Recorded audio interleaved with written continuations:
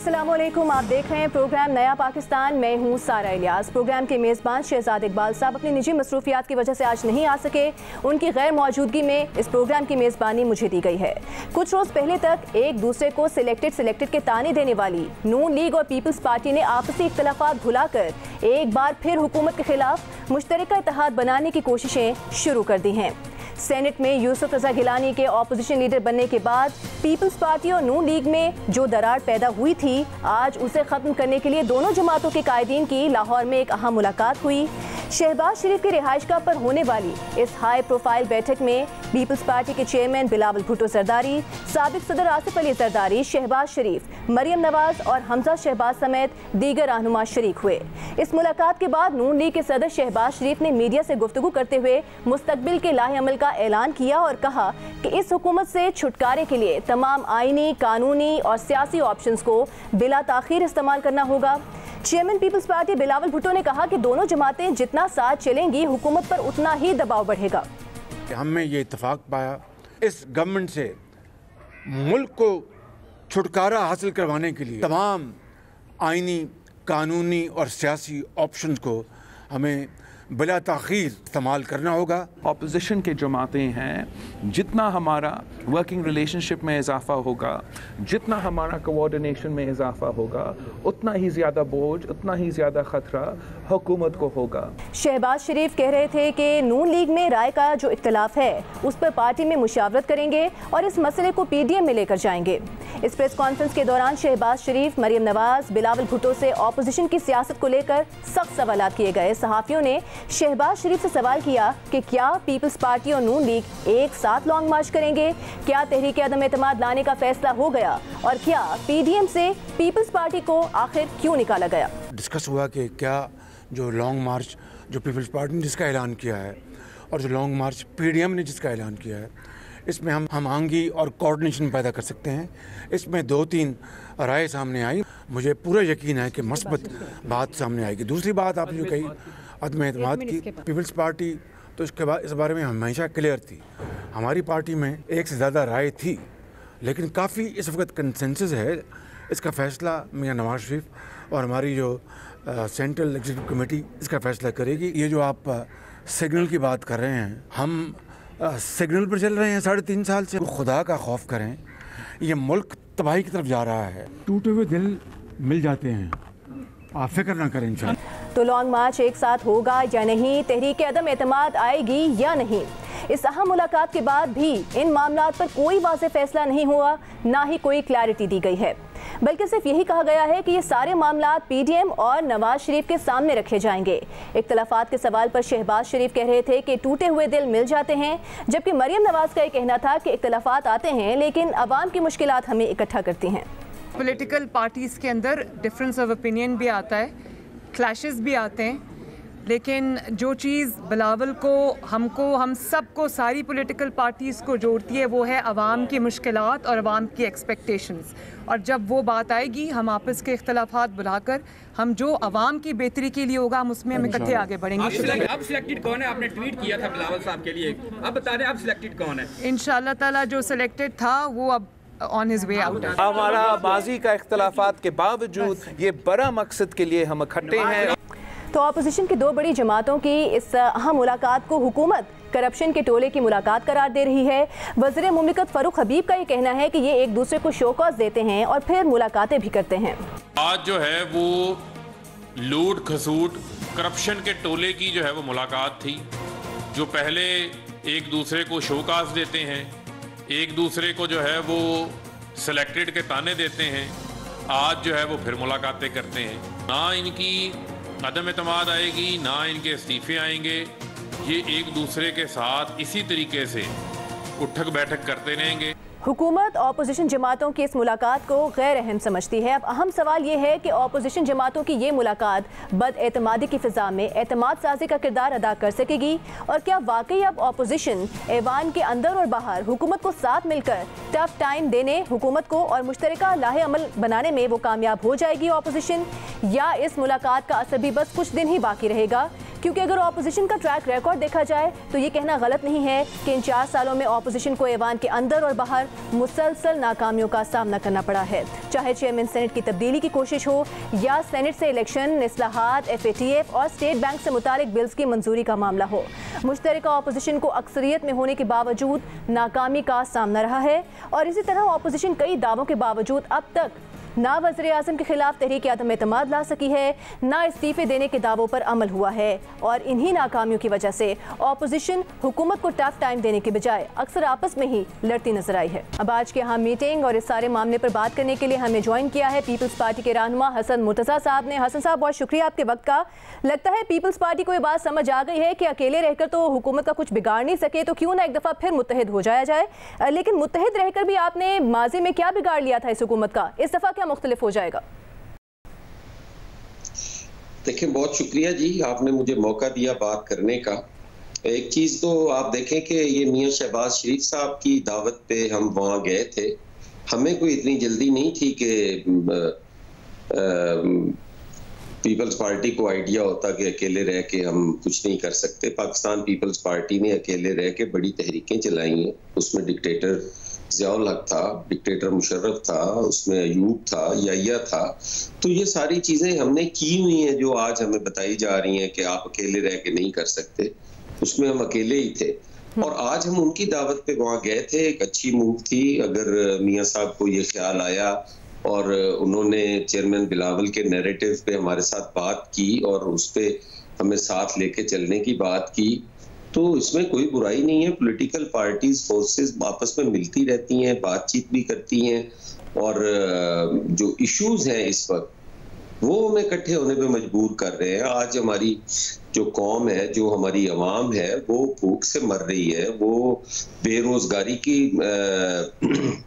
को फेस कर रही है, वो लॉ एंड ऑर्डर की सूरत हाल जो दिन ब दिन बिगड़ती जा रही है, जो दहशतगर्दी के वाक़यात हैं, जो स्ट्रीट क्राइम के हवाले से देख लें, डकैतियां हो रही हैं, तो ये सारे इश्यूज ऐसे हैं जिसपे हम तब भी थे हसन मुर्तज़ा साहब जब आपका इख्तिलाफ हुआ और PDM से आपने अपनी राहें जुदा कर ली। ये इख्तिलाफात तब भी, ये मसाइल सारे जो थे वो तब भी थे अवामी मसाइल। देखिए, मैंने पहले अर्ज की है कि अगर चेयरमैन बिलावल के नैरेटिव पे कोई जमात भी आके हमें कहती है कि हम आपको साथ लेके चलते हैं और हमें चलना चाहिए, हम अकेले ये काम नहीं कर सकते, ये जो हमारा 1 पॉइंट एजेंडा है इस मुल्क से, इमरान खान साहब की जो इस मुल्क पर जो कब्जा है उस तसल्लुत को छुड़ाने के लिए और लोगों को रिलीफ देने के लिए अगर हम इकट्ठा चलें तो ये हो सकता है। तो क्या पाकिस्तान पीपल्स पार्टी कहे कि नहीं, हमें आपके साथ नहीं चलना? पाकिस्तान पीपल्स पार्टी हमेशा जमातों को साथ लेके चलती है। वही PDM जिससे हमें निकाला गया वो पीपल्स पार्टी ने बनाई थी, वो APC पीपल्स पार्टी ने होस्ट की थी। अच्छा। तो उस वक्त भी ये मसाइल थे लेकिन हमारे दोस्तों को समझ नहीं आ रहे थे। अल्हम्दुलिल्लाह आज उन्हें समझ आ गए हैं। अच्छा, हसन मुर्तज़ा साहब, जो आज मीडिया से गुफ्तगू की है ऑपोजिशन रहनुमाओं ने, कोई वाज़ेह हिकमत अमली समझ में नहीं आई। तो मीटिंग में आपने क्या तजावीज़ रखी और जो आप कह रहे हैं कि हमारी बात उन्हें समझ आ गई है, क्या बात समझा दी आपने?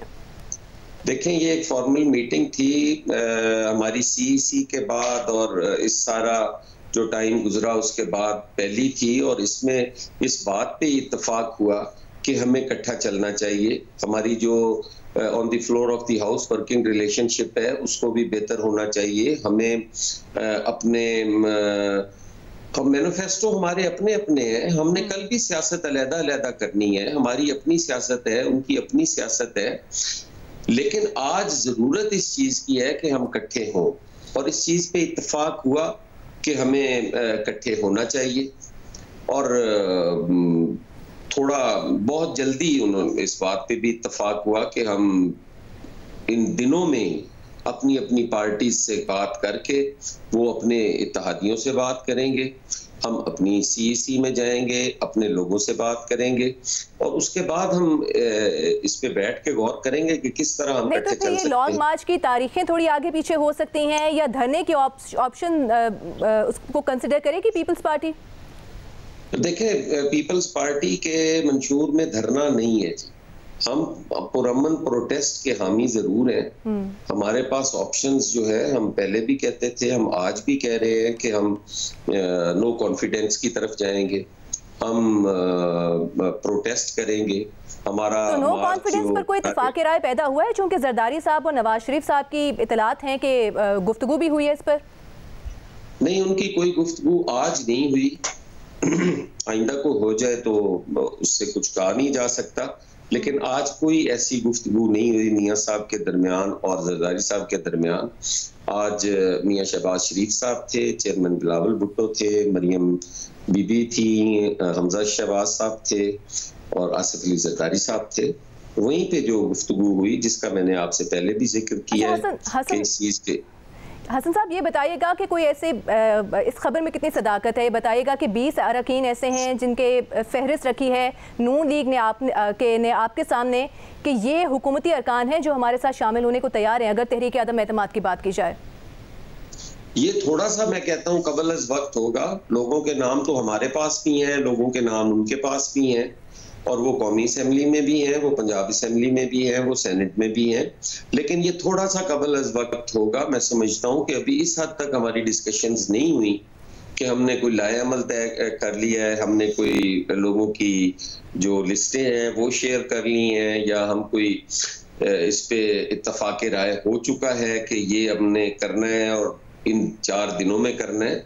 अभी तक ऐसा कुछ भी नहीं हुआ। ये जरूर हुआ है कि नो कॉन्फिडेंस का ऑप्शन जो है वो भी होगा। तो और वो उस पे पहले जो इस्तेमाल कहाँ किया जाएगा? पंजाब में इस्तेमाल किया जाएगा, मरकज में इस्तेमाल किया जाएगा? इस बारे में कोई क्लैरिटी है दोनों जमातों को?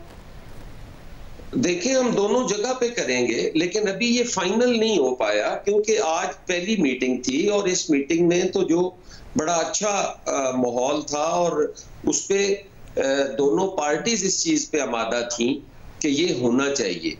और हमें इस बात की खुशी है कि आज वो जो एक बर्फ थी वो पिघलना शुरू हो गई। शुक्रिया आपका बहुत। हसन मुर्तज़ा साहब पीपल्स पार्टी का मौक़िफ़ वो सामने रख रहे थे और उनका कहना है कि बर्फ तो पिघलना शुरू हो गई है, लेकिन एक इत्तफाक़ राय पैदा नहीं हो सका। एक हिकमत अमली क्या होगी हुकूमत को टफ टाइम देने के हवाले से, उसके बारे में कुछ कहना कबल अज़ वक्त होगा। अब इस पर नून लीग का मौक़िफ़ क्या है, उसके लिए हमें ज्वाइन किया है नून लीग के रहनुमा जावेद लतीफ़ साहब ने। जावेद साहब, बहुत शुक्रिया आपके वक्त का। ये बताइएगा जावेद लतीफ़ साहब, PDM का मौक़िफ़ बकौल फवाद चौधरी साहब इंफॉर्मेशन मिनिस्टर, वो ये कहते हैं कि एक दिन और होता है, दूसरे दिन कुछ और होता है, और आप आज की मीटिंग के बाद भी कोई क्लैरिटी नहीं नजर आई आपकी गुफ्तगू में। जब ऑपोजिशन रहनुमाओं ने मीडिया से गुफ्तगू की तो लगता है कि आप खुद भी कंफ्यूज हैं, कोई इत्तेफाक राय पैदा नहीं कर सके, आवाम को भी कंफ्यूज करें और इसका फायदा हुकूमत उठाती है। नहीं, देखें, सारा बात तो सीधी सी है कि हुकूमत वक्त के खिलाफ अवाम और तमाम अपोजिशन जमातें एक पेज पे हैं। वो है कि इसको निकालने के लिए अब आ जाएं। जो तरीकाकार है, हर जमात अपनी अपनी राय देती है। जो बात आप कर रहे हैं वज़ीर के हवाले से, तो आपको भी इल्म है और पूरी पाकिस्तानी कौम को इल्म है कि इनका एक मौक़िफ़ तो क्या, इनका कोई नज़रिया, कोई सोच फिक्र, कोई प्लानिंग तो है ही नहीं, जिसकी वजह से पाकिस्तान की तबाही इन्होंने 4 सालों में कर दी। मगर जहाँ तक आज की मीटिंग का तल्लक है, तो देखें, बात सीधी सी है कि हम पहले दिन से ये बात कह रहे हैं कि आईनी कानूनी तरीके से आप अदम एतमाद किसी भी हुकूमत वक्त के खिलाफ कर सकते हैं। ये एक आईनी ज़रूरत भी होती है और तकाजा भी है अगर आप उस हुकूमत को हटाना चाहें। मगर पाकिस्तान के इन 4 सालों में ख़ास तौर पर जो शेख रशीद के बकौल के उनका हाथ हमारे सर पर है, वो हाथ पूरी तरह हटने के लिए तैयार नहीं है, जिसका इजहार शेख रशीद साहब करते रहते हैं। तो इसका मतलब है आप भी किसी वाज़ेह इशारे का इंतजार कर रहे हैं? अब आ जाए, जो आप बात कर रही हैं कि इशारे का, देखिए, अगर इशारे पे ही बात करनी होती तो हम हुकूमत ना गंवाते, हम अपने इलेक्शन 2018 के चोरी ना होने देते, हम सजाएं ना काटते, अगर इशारों पर ही हमने अमल करना होता। मगर बात सारा ये है कि देखें, अगर आप वो इशारे जो हैं, जो बकौल आपके और बकौल शेख रशीद के कि उनका हाथ हमारे सर पर है, अगर वो हाथ हटेगा नहीं तो फिर डॉक्टर आमर लियाकत के बकौल जो PTI के मेंबर भी हैं, उन्होंने कहा कि बड़े एहतमाम से हम लाए गए हैं और जो लाते हैं आपके इल्म में है। अब देखें, बात सीधी सी है कि वो तो उन्होंने अपने उस बयान की वजाहत भी दे दी थी। जावेद लतीफ साहब, चूंकि आपने कहा कि हुकूमत के खिलाफ ऑपोजिशन एक पेज पर है, मैं ज्यादा दूर की बात नहीं करूंगी, माजी करीब की बात करूंगी। किस तरह पीपल्स पार्टी और नून लीग एक दूसरे के खिलाफ सिलेक्टेड के अल्फाज इस्तेमाल करती रही, किस तरह की बयानबाजी की जाती रही, तो अब एकदम से अवाम भी कंफ्यूज है कि कैसे एकदम से एतमाद पैदा हो गया दोनों पार्टीज के दरमियान, और ये इत्तेहाद जो कि आपके नाक़दीन कहते हैं कि बड़ा गैर फितरी इत्तेहाद है, ये चल पाएगा? देखें, एक तो बात सीधी सी है कि ये इत्तेहाद कोई इंतखाबी इत्तेहाद तो है नहीं है। जिस तरह मैंने पहले अर्ज किया कि 1 पॉइंट एजेंडा है कि हुकूमत वक्त से जान छुड़ाने के लिए। अब देखें, 4 सालों में जो ताने दिए जा रहे हैं अपोजिशन को, अपोजिशन जमातों को, कि इन्होंने कोई ऐसा रोल अदा नहीं किया जिससे इस हुकूमत से जान छूट जाए अवाम की। आप नफरत का क्या पैमाना है, क्या लेवल है कि लोग अब इस हुकूमत से कितने तंग आ चुके हैं कि जान ना छूटने की वजह से लोग अपोजिशन को भी बुरा भला कहना शुरू कर दिया लोगों ने। इसलिए अब किसी जमात के बस में ये नहीं है कि इस हुकूमत को हटाने के लिए सब मिलकर एक मुत्तहिद होकर इस हुकूमत से जान ना छुड़ाएं।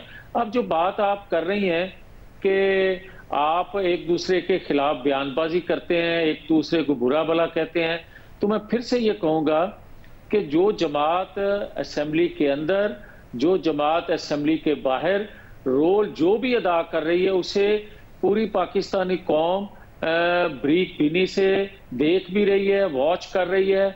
जो अवामी तवक्कुआत पर जमात पूरा उतरेगी, कल को वही अवाम में जा सकेगी, दूसरी अवाम की नुमाइंदगी का हक खो देगी। सो मैं ये कहना चाहता हूं कि किसी जमात के बस में नहीं है कि इस हुकूमत को कोई ऑक्सीजन दे या इसको ज्यादा देर अवाम पर मुसल्लत रहने का मौका दे, और जो मौका देगा वो भी उतना ही कसूरवार होगा सारा, जितने हुकूमतें वक्त के लोग हैं।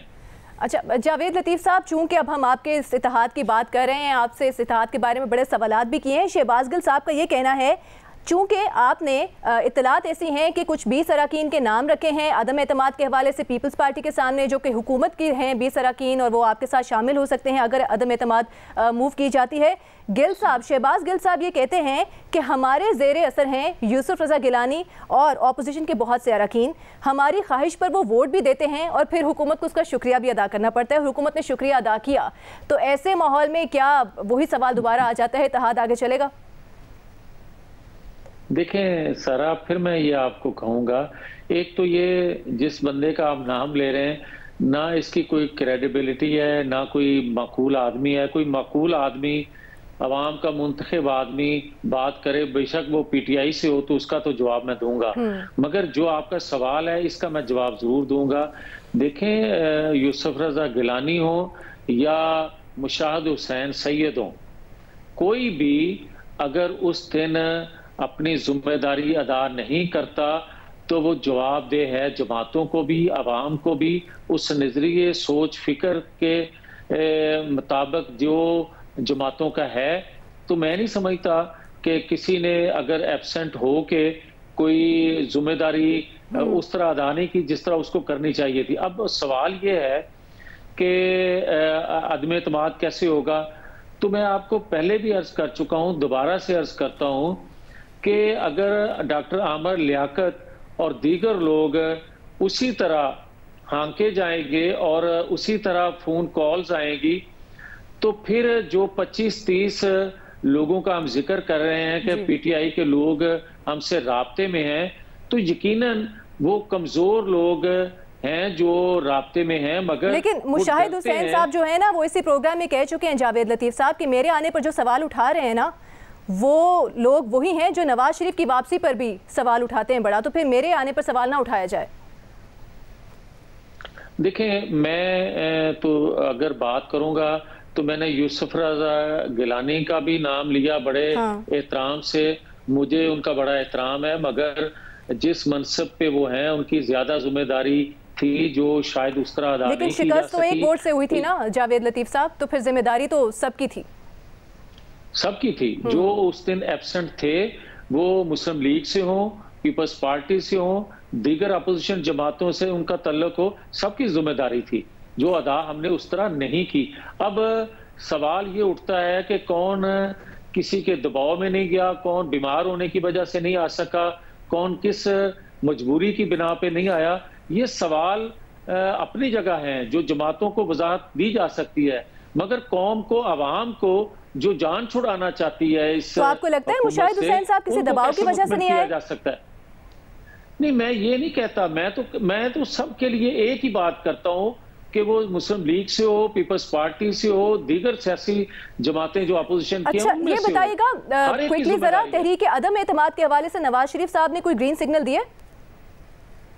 देखिए, नवाज शरीफ साहब 4 साल से अगर तहरीक अदम एतमाद को सपोर्ट नहीं कर रहे, हमायत नहीं कर रहे, या उसका इन मंजूरी जमात को नहीं दे रहे, तो उसकी बुनियादी वजह भी यही है कि अगर जो बिल पास करवाने के हवाले से आपको चीजें सामने आती हैं, फोन कॉल्स आती हैं, और जिस तरह उनके इत्तेहादी जो हैं उनको दबाव में लाकर लाया जाता है, तो फिर अगर हमारे पास नंबर पूरे नहीं है तो अदम एतमाद का के लिए तहरीक को पेश करना वक्त का ज़िया है। लोगों के जो, हाँ ये बात ज़रूर है जो नवाज शरीफ साहब हमेशा से कहते हैं कि अगर आईनी तरीका जो है उसको भी बंद कर दिया जाए तब्दीली का, तो फिर लोगों के पास ऑप्शन महदूद रह जाती हैं, और हम नहीं चाहते कि हम अदारों पर हमला करें, अदारों पर कब्जा करें,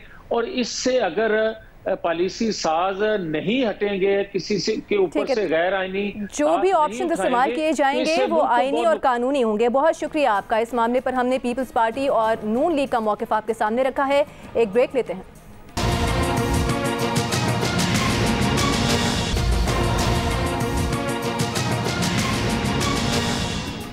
वेलकम बैक टू नया पाकिस्तान। शहबाज शरीफ की रिहाइश गाह पर आज एक बड़ी इंपॉर्टेंट मीटिंग हुई है, जिसमें चेयरमैन पीपल्स पार्टी बिलावल भुट्टो जरदारी, साबिक सदर आसिफ अली जरदारी, हमजा शहबाज, मरियम नवाज और दीगर अहम अपोजिशन के रहनुमा मौजूद थे। और इसके बाद गुफ्तगू करते हुए मीडिया से अपोजिशन लीडर शहबाज शरीफ का यह कहना था कि अब इस हुकूमत से छुटकारा पाने के लिए तमाम आईनी, कानूनी, सियासी ऑप्शंस को बिला ताखीर इस्तेमाल किया जाएगा। इसी मामले पर एक तजिया देने के लिए हमें ज्वाइन किया है सीनियर सहाफ़ी तजियाकार सुहेल वड़ाइच साहब ने। सुहेल साहब, बहुत शुक्रिया आपके वक्त का। सुहेल वड़ाइच साहब, जो गुफ्तगू की आज अपोजिशन रहनुमाओं ने, आपको उसमें कोई सब्सटेंस नजर आया? क्योंकि हमारी भी बात हुई है नून लीगी रहनुमा से भी, पीपल्स पार्टी के रहनुमा से भी, कोई वाज़ेह हिकमत अमली नजर नहीं आ रही। तो हुकूमत को अभी कोई परेशान होने की जरूरत नहीं है, अपोजिशन इस पोजीशन में है ही नहीं कि अभी टफ टाइम दे सके। नहीं, मेरा ख्याल है कि इसको सीरियसली लिया जाए। उसकी रीज़न ये है कि असल प्रॉब्लम यही थी कि आपको पता है कि इतना फ़र्क तो नहीं है अरकान असम्बली की जो तादाद है, जो नंबर गेम है, नंबर गेम बहुत थोड़ा फ़र्क है, और ज़ाहिर है कुछ ना कुछ लोग नाराज़ भी होते हैं। तो असल बात यही थी कि ये दोनों पार्टियां आपस में मिल बैठें और इनका लाया अमल एक हो। तो उस हवाले से तो एक बड़ी पेशरफ्त हुई है कि ये मिल बैठे हैं और इन्होंने आपस में ज़ाहिर है जो भी डिफरेंसेस थे वो सॉर्ट आउट किए हैं, और ज़ाहिर है इनका प्लान तो यही होगा कि ये हुकूमत को रुखसत करें।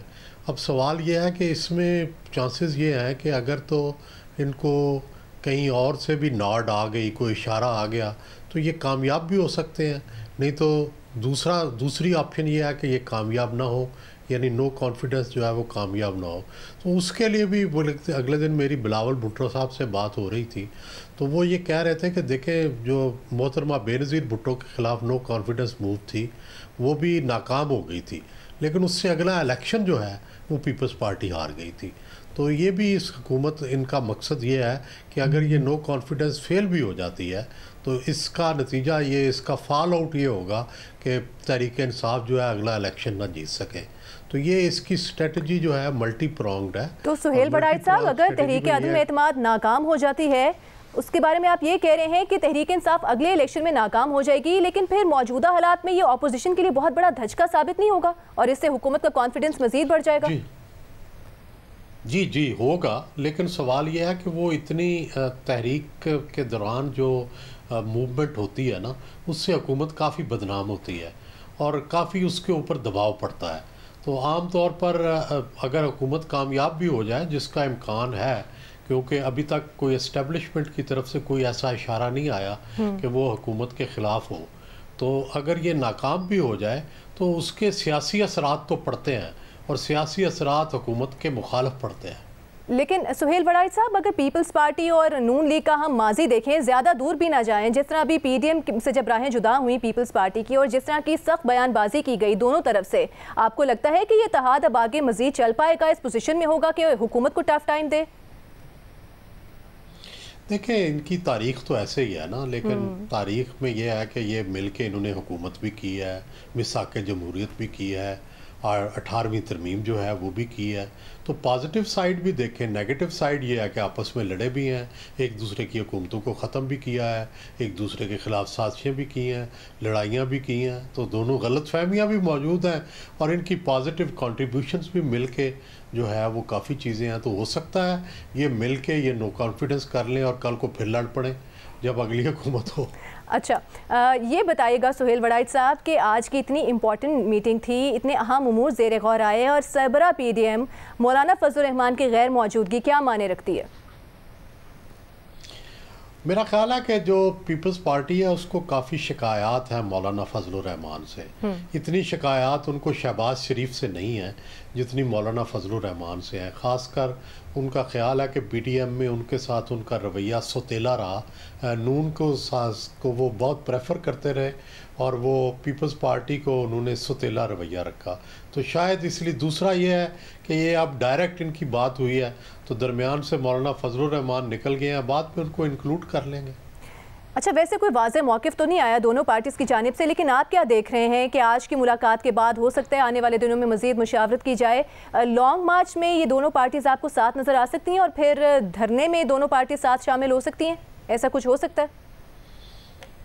मेरा ख्याल है धरना तो इकट्ठे नहीं देंगे, लॉन्ग मार्च जो है वो भी अलग अलग डेट्स को होगा, लेकिन अगर एक कोऑर्डिनेशन हो, चलो उसमें एक यूँ नुमाइशी समझ लें या अलामती समझ लें, वो एक दूसरे में पार्टिसिपेट कर लें। नून जो है वो पीपल्स पार्टी के धरने में या लॉन्ग मार्च में पार्टिसिपेट कर लें और वो उनके पार्टिसिपेट कर लें, तो इससे एक अच्छा असर पड़ेगा अपोजिशन पर और आवाम पर। ठीक है, और आपको लगता है कि एतमाद साजी की फ़ज़ा कायम हो सकती है अब, क्योंकि अभी ये जो एपिसोड हुआ स्टेट बैंक वाला बिल का जो मामला सामने आया उसमें यूसुफ रज़ा गिलानी की गैर मौजूदगी को शदीद तनकीद का निशाना बनाया गया था नून लीगी रहनुमाओं की जानिब से, और फिर बहुत सारे हम अहम बिल्स देखते हैं वो भी हुकूमत बड़े आराम से पास करा लेती है। तो हुकूमत तो अभी हमें बावजूद इसके कि गवर्नेंस के मसाइल हैं, महंगाई का मसला है, वैसे कंफर्टेबल पोजीशन में लगती है। जी ये सही है, लेकिन गुजारिश ये है कि ये इनका मिलना बड़ा अहम है, क्योंकि जो बड़ी रुकावट थी, नफसियाती रुकावट थी, वो यही थी कि ये दोनों आपस में मिल नहीं रहे थे और इसका हुकूमत को फ़ायदा जा रहा था। ये अगर आपस में मिल गए हैं तो they can give tough time, क्योंकि नंबर गेम में बड़ा थोड़ा फ़र्क है। तो इसलिए आपने देखा कि एक दफ़ा सेनेट की सीट अगर मिल जाते हैं ये तो एक टफ टाइम दे सकते हैं हुकूमत को। सुहेल वड़ाइच साहब आज की मीटिंग के हवाले से अपना तजिया दे रहे थे। ब्रेक शामिल करते हैं, एक और अहम मामले पर डिस्कशन करें।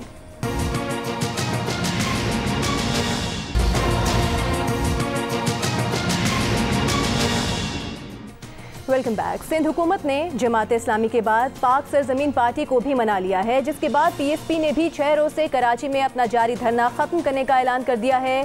पीएसपी इस मुआहदे को अपनी बड़ी कामयाबी करार दे रही है, जबकि एमटीएम ने इस मुआहदे को लेकर पीएसपी पर तंज के तीर चला दिए हैं। पाक सरजमीन पार्टी ने 6 दिन से बल्दियाती इख्तियारात में इजाफे के लिए फवारा चौक पर धरना दिया हुआ था, जबकि कल रात सिंध हुकूमत से मुज़ाकरात की कामयाबी के बाद ये धरना ख़त्म कर दिया गया। सूबाई वज़ीर नासिर हुसैन शाह ने कल धरने से खिताब में कहा कि मुस्तफ़ा कमाल जीत गए हैं क्योंकि हमने उनके कई मुतालबात मान लिए हैं। काफ़ी घंटों से इसी पे बात हो रही थी, तो आखिर में जो मुस्तफ़ा कमाल साहब और उनकी जो चीज़ें थी, मतलब ये जीत गए और वो हमने बहुत सारी चीज़ों पे हामी भरी है। सूबाई हुकूमत और पीएसपी के दरमियान होने वाले तहरीरी मुआहदे के मुताबिक सूबे में लोकल गवर्नमेंट के निज़ाम को आर्टिकल 140A के तहत नाफिज किया जाएगा और मुंतखब बल्दियाती नुमाइंदों को इंतजामी और माली इख्तियारात मुंतकिल किए जाएंगे। इस मुआहदे के तहत सिंध हुकूमत ने PSP का सूबाई मालियाती कमीशन को फ़ाल बनाने का मुतालबा मान लिया गया है, जबकि 2013 के एक्ट में मेयर से तालीम और सेहत के जो इंतजामी इख्तियारात वापस ले लिए गए थे वो इख्तियारात वापस मेयर को मुंतकिल करने का अहद किया गया है। इसके अलावा इस बात पर भी इत्तफाक किया गया है कि मेट्रोपॉलिटन कॉरपोरेशन को शहरी हुकूमत का नाम देने पर बातचीत जारी है, जबकि mass transit, food authorities, labour welfare में शहरी हुकूमत को इख्तियारात देने पर मुशावरत चलती रहेगी। इस मुआहदे पर MKM के रुकन सिंध असम्बली ख्वाजा इजहार ने PSP पर तंज करते हुए कहा कि खाया ना पिया 4 आने का, तोड़ दिया ग्लास 12 आने का। अब इस मुआहदे के बाद PSP के चेयरमैन मुस्तफ़ा कमाल का ये कहना है कि धरना ख़त्म नहीं हुआ है, बल्कि 18 फरवरी तक इसे मौखिर किया गया है। 11 से 18 फरवरी के दरमियान हुकूमत कानून साजी करेगी और अगर ऐसा नहीं होता तो 18 फरवरी को अगले लाहेअमल का ऐलान किया जाएगा। इस मुआहदे में PSP ने अपने कितने मुतालबात मनवाए, उन पर अमल दरामद होगा या नहीं, इस पर बात करने के लिए हमने ज्वाइन किया है चेयरमैन PSP मुस्तफ़ा कमाल साहब।